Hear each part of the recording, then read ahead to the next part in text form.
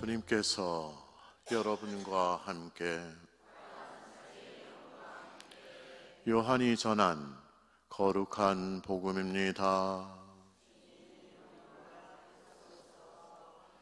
그때 예수님께서 제자들에게 말씀하셨다. 누구든지 나를 사랑하면 내 말을 지킬 것이다. 그러면 내 아버지께서 그를 사랑하시고 우리가 그에게 가서 그와 함께 살 것이다. 그러나 나를 사랑하지 않는 사람은 내 말을 지키지 않는다. 너희가 듣는 말은 내 말이 아니라 나를 보내신 아버지의 말씀이다. 나는 너희와 함께 있는 동안에 이것들을 이야기하였다. 보호자, 곧 아버지께서 내 이름으로 보내실 성령께서 너희에게 모든 것을 가르치시고 내가 너희에게 말한 모든 것을 기억하게 해 주실 것이다. 나는 너희에게 평화를 남기고 간다. 내 평화를 너희에게 준다. 내가 주는 평화는 세상이 주는 평화와 같지 않다. 너희 마음이 산란해지는 일도 겁을 내는 일도 없도록 하여라. 나는 갔다가 너희에게 돌아온다고 한 내 말을 너희는 들었다. 너희가 나를 사랑한다면 내가 아버지께 가는 것을 기뻐할 것이다. 아버지께서 나보다 위대하신 분이시기 때문이다. 나는 이 일이 일어나기 전에 너희에게 미리 말하였다. 일이 일어날 때 너희가 믿게 하려는 것이다. 주님의 말씀입니다.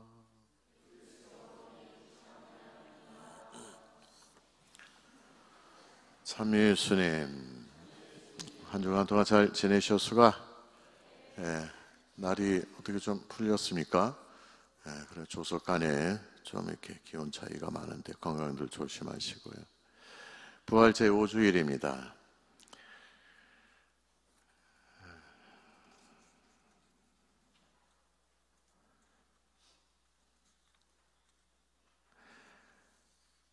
예수님께서는 목요일 이 지상에서 최후의 만찬을 제자들과 하시면서 당신의 계명을 주십니다. 그 먼 옛날 야훼 하나님께서 이스라엘 백성과 계약을 맺을 때 하나님께서는 이스라엘 백성들에게 10계명에 담긴 계명을 주셨습니다.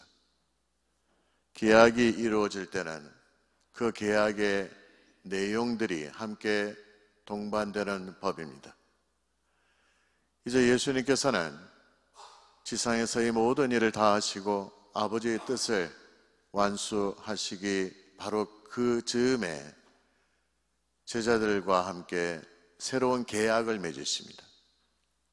이스라엘의 12지파를 대표하는 12명의 제자들과 함께 식사를 하시면서 내가 흘리는 이 계약은 새로운 계약이다. 너희는 이 예식을 행함으로 나를 기억하라. 그리고 이 계약, 이 약속을 기억하라 라고 제자들에게 말씀하십니다. 그러면서 예수님은 제자들에게 이스라엘 백성들에게 10계명의 판을 주셨던 야훼 하느님처럼 새로운 계명을 주십니다. 예수님의 이 세 계명은 유대인들이 2000년 동안 지켜왔던, 즉 돌판에 새겨진, 석판에 새겨진 그 10가지 계명과는 비슷한 부분이 있는 것 같지만은 질적으로는 다른 약속, 계약입니다. 이 약속은 이미 우리가 지난 주일에 묵상했던 말씀이죠. 요한복음 13장에 이 세 계명에 대한 말씀이 나오는데 너희는 서로 사랑하라입니다. 근데 그냥 서로 사랑하라가 아니고 내가 너희를 사랑한 것처럼 사랑하라 입니다. 이제 예수님과 새로운 계약을 맺으며 살아갈 모든 신약의 백성들은 이 예수님을 옆에 따로 떼어놓을 수가 없습니다. 이제 항상 예수님의 말씀과 예수님의 가르침과 예수님의 삶을 기억하며 살아야 되는 것입니다. 이것이 우리가 세례를 받음으로 예수님을 나의 주님, 나의 스승으로 모시고 살아가야 할 우리 인생의 지침이자 가르침입니다.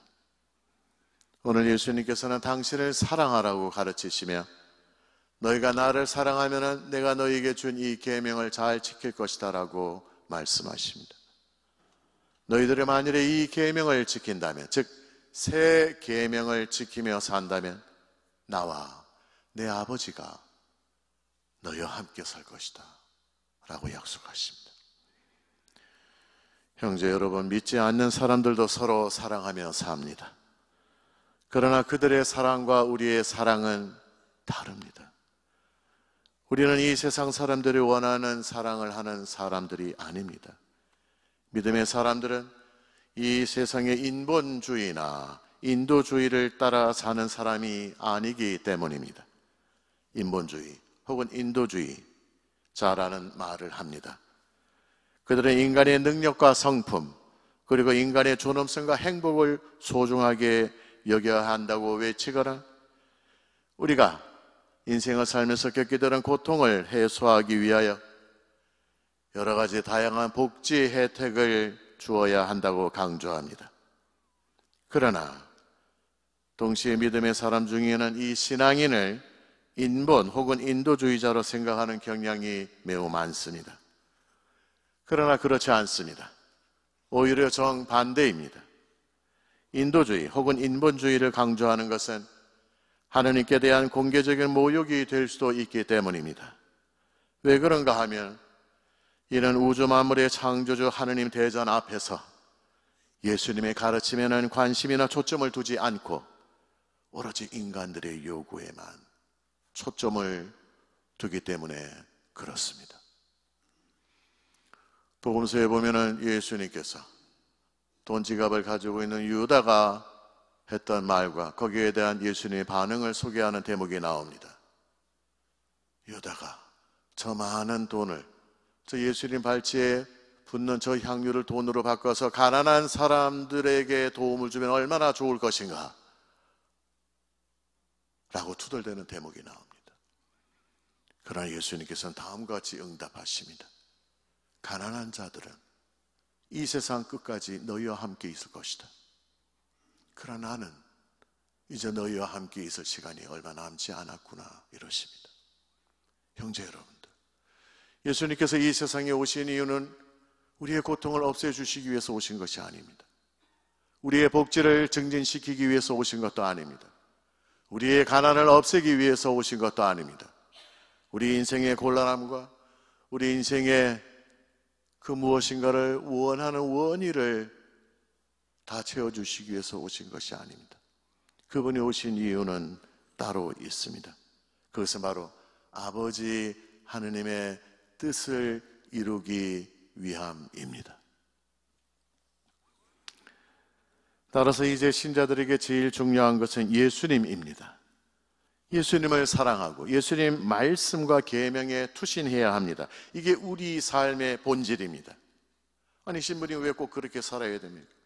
아니, 저는 저 세상에 관심이 많습니다. 나는 저 세상의 고통과 그들의 가난에 관심이 더 많습니다. 인생을 더 풍요하게 살면 얼마나 좋습니까? 저는 거기에 관심이 많습니다. 아닙니다. 예수님은 그러한 가르침을 주지 않았습니다. 예수님께서 우리에게 하셨기 때문에 우리도 사랑하는 것입니다. 하기 어렵고 싫어도 예수님이 하라고 새 계명으로 주셨기 때문에 하는 것입니다. 그래서 우리는 원수들까지도 사랑할 수 있는 것입니다. 그러나 이 세상은 원수를 사랑하지 않습니다, 여러분. 이 세상이 원수를 사랑합니까? 아닙니다.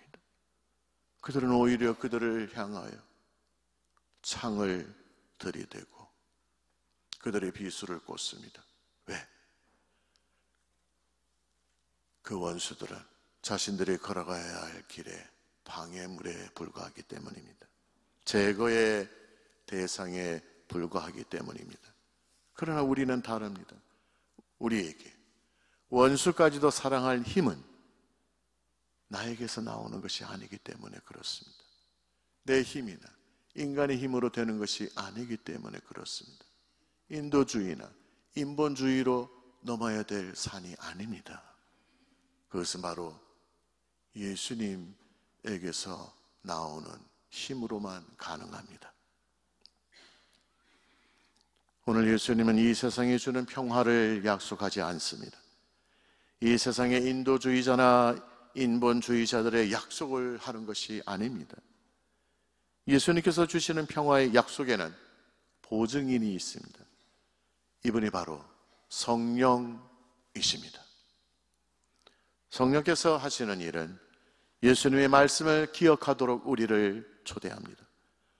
그리고 우리 믿음의 길에서 음으로 양으로 우리를 인도해 주시고 우리를 가르쳐 주실 것입니다. 교회에는 흔히들 성령께서 우리의 마음을 변화시켜 주신다고 가르칩니다. 돌이켜보면 과거에 여러분은 오늘처럼 여러분이 믿음의 삶을 살 것이라고 생각이나 해보셨습니까? 내가 신자가 되어 예수님을 주님이라고 부를 것으로 생각해 본 적이 있으십니까? 내가 천국과 지옥이 있음을 믿고 그리고 그 믿음으로 살아가게 될 줄을 생각해 본 적이 있으십니까?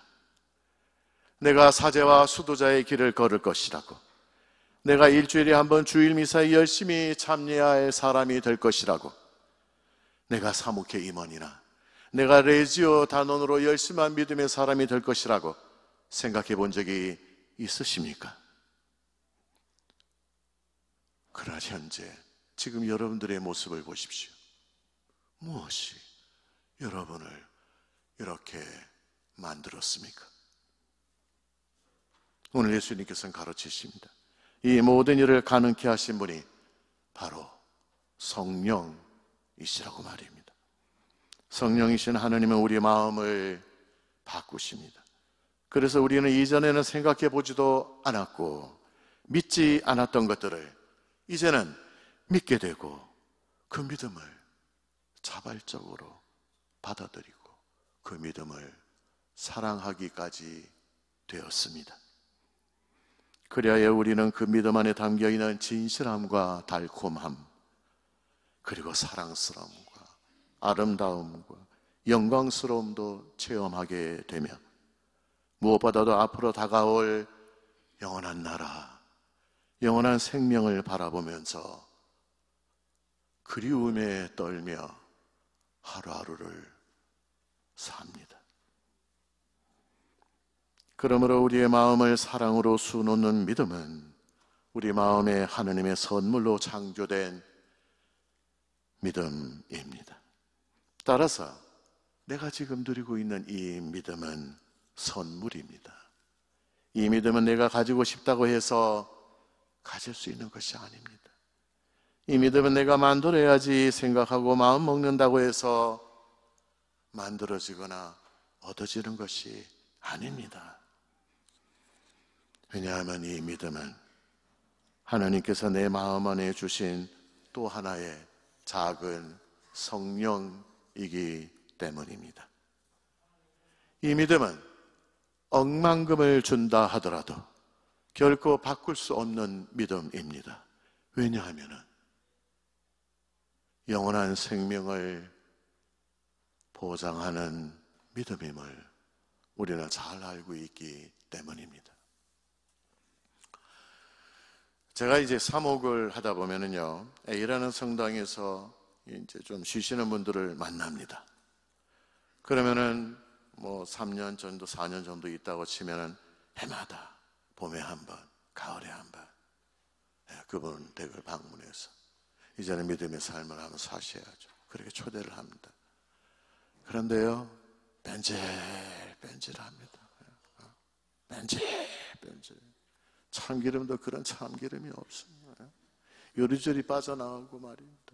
신부님, 다음 성탄절에, 신부님, 내년에는, 신부님, 이번에는 꼭 나가구다. 그럽니다.